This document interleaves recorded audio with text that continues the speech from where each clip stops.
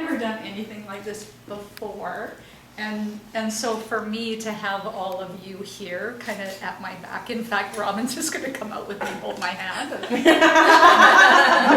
No, I'm just really excited, and it's weird that I feel that way. But I'm just going to go with it. And I know I tell my clients who you are has to be enough, because that is all we have. That's right. We don't have anything more. So Amen. thank you for encouraging me and inspiring me. Thank you. Thank you. Thank you for being so brave. Angie, she just has this beautiful aura about her. She's so calm and loving and just connected to something that's really magical. So I know you are going to enjoy her tonight. Angie Payne, please come out, my friend.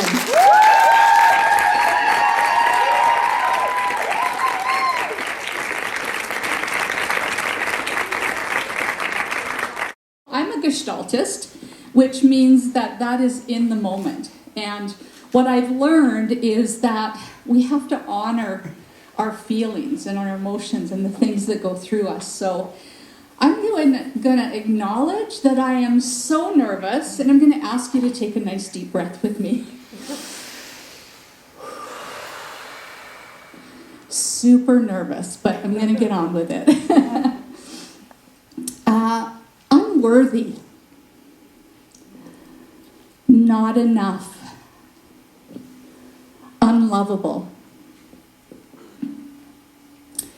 That was my belief system my entire life. And I must say that those three thoughts are with me tonight, which is why I will honor them. And I do know where they come from now. They just ran my whole life. And I didn't even know they were there. And, it's just such a weird thing when you finally realize what is going on in your life. And I've often thought I'd like to go back and change a lot of the places where I know that those beliefs really got in the way of me being able to show up in the world the way I wanted to. I also know that if I hadn't have had those experiences, I would not be the person that I am today. I have been so blessed in my life. I've had great love in my life. I have the joy of being a mother, and I have had the privilege and continue to have the privilege of being a grandmother. There's somebody that I want to introduce in this story first, though. He is one of my best friends. He is beautifully tall. He has red and black hair. He has soulful eyes and a gentle nature. And he was the one that started to point out some places where I needed to take a look at. And I needed to change some things. His name is Romeo, and he is a horse that I've spent the last 23 years of my life with. I did not think that I could actually love a horse as much as I love this boy. An animal communicator once told me that Romeo believed that he was on this planet to be my personal healer. And my goodness, when I look back at the last 23 years, absolutely, he has been my personal healer. He has had my back. He has carried my tears in his mane more than I can count. He has shown me compassion when I didn't think I deserved compassion. And he's definitely pushed me, but he has always been there to catch me when I fall.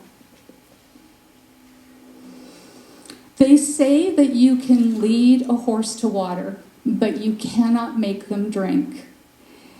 And when I think back of where I was on my journey, I think that was true about me. I knew that I had healing to do or personal growth to do, But I was so scared to become vulnerable enough to be able to do that. As it turns out, Romeo didn't give a shit whether I was ready or not. I remember a few years before I found out that I was going to be a grandmother for the first time. And I was riding my beautiful Romeo. As a matter of fact, I was taking a riding lesson. And I could not tell you what my coach was telling me. I don't know what Romeo was doing. All I remember is there was a moment where we stopped dead in our tracks. And I could not hold the tears inside of me any longer. They just flowed for what seemed like hours. It wasn't hours, but it seemed like hours. And my beautiful Romeo just stood there holding me and allowing that moment to unfold. I've often told people it felt like a million puzzle pieces just fell out of me, and none of it made sense. But I know in that moment, I knew that I wanted to start to find places for those puzzle pieces. I often wonder if Romeo knew that maybe I was ready to take a good look at myself. In early 2007, my daughter came to me to deliver the news that I was going to be a grandmother. It was the most exciting words I had ever heard, and I couldn't have been happier. And at the same time, a sadness came over me as I saw my own little girl disappear as this beautiful, capable young woman emerged. I went into stores, and I swear I bought stores out of all their baby stuff. And that's what I thought grandmotherhood was going to be.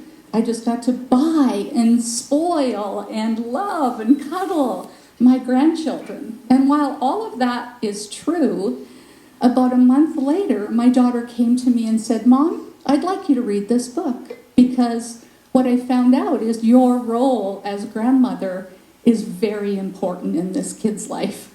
And I went, "But I just want to cuddle and kiss." "What do you mean?" "What do you mean? It's a responsible role."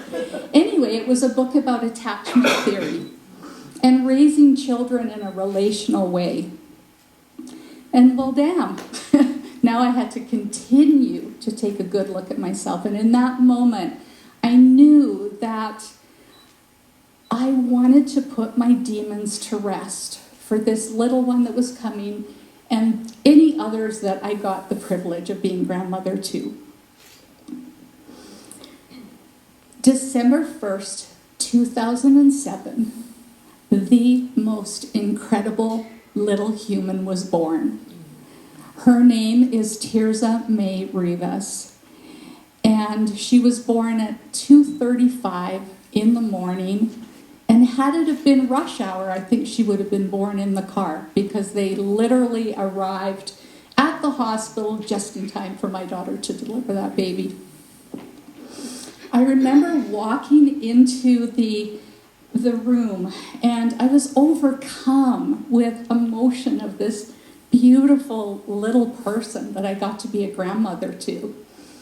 And the scene was my daughter and my son-in-law cradling this beautiful child with all this black hair and these big, huge, dark eyes. And in that moment, I knew I was in love. And it also took me back to a moment of seeing my own daughter for the first time. You know, you never forget that. My T and I have now had 14 years together. And my goodness, we have laughed, we have cried, we have gone on adventures and everything in between. And one of the things I've always felt important to talk to my grandchildren about, you guys are going to think this is really weird, but I think it's important to talk to them about death, because I never wanted them to be afraid of it. So one day, I think my T was 6, and we were at the farm because almost every Saturday we spent time with the horses together. And she came to me and she said, "Grandma, I need to talk to you." when I looked at her face, it was serious. So I'm like, okay, sure, let's talk. Well, actually, Grandma, I think we need to go to the talking tree, which was like 160 acres away. But of course, for my Tirza, I would do anything. So hand in hand, we walked down to the talking tree.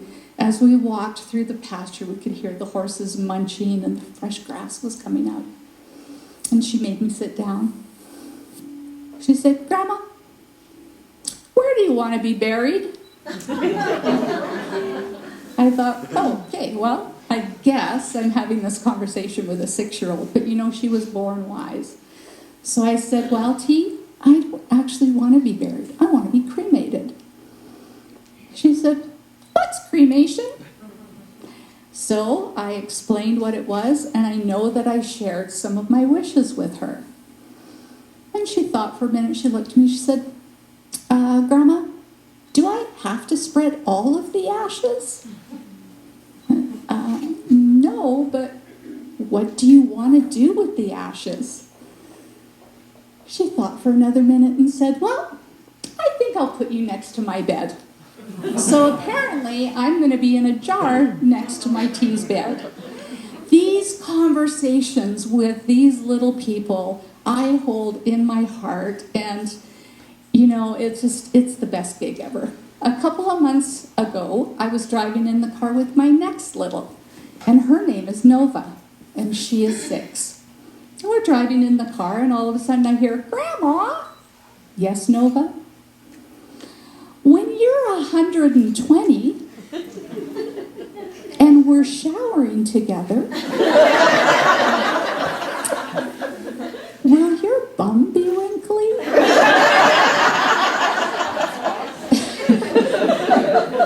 Well, you kind of have to answer that, right? So I said, well, Nova, I don't think I'm going to live to be 120. But if I do, that makes you in your 60s, and we probably shouldn't be showering together. And if I do live to be 120, I'm pretty sure my bum will be wrinkly. And with that, she was totally satisfied with that answer, and we carried on. Today, I have 5 grandchildren, ranging from the age of 14 to just 6.5 weeks old. And I could not be prouder of them. My T calls me her wise owl, and that she's so happy to have me as a grandma. And I hope that all of them know how worthy they are, that they are fully enough just the way they are, and that they are oh so lovable. I think my T is actually my wise owl. And I'd like to introduce you to my T.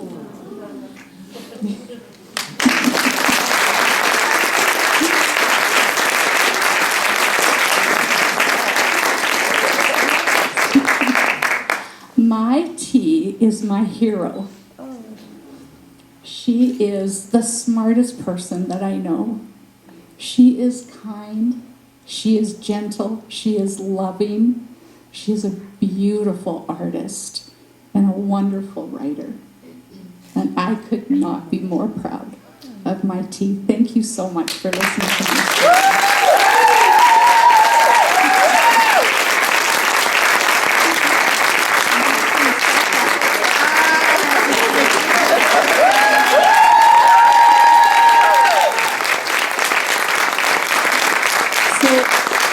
Tell me, what's the wisest thing your grandma's ever said to you?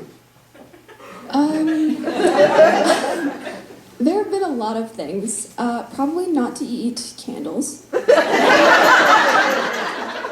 Or I guess it was don't eat everything that smells good.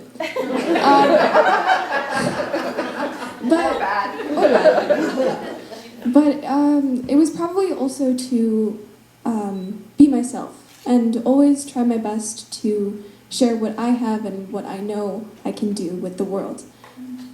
She's always been kind of like a constant in my life, and I remember growing up always I don't mean this in a bad way, but always kind of feeling bad for people who didn't have a grandma like mine.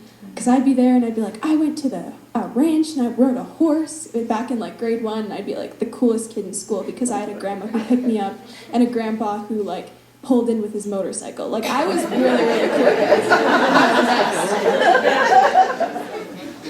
But I have to ask you, are you shy?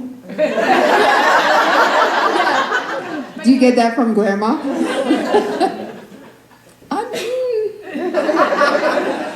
Thank you. You know, your grandma's talked a lot about you. Thank you, Angie. It's been a great journey.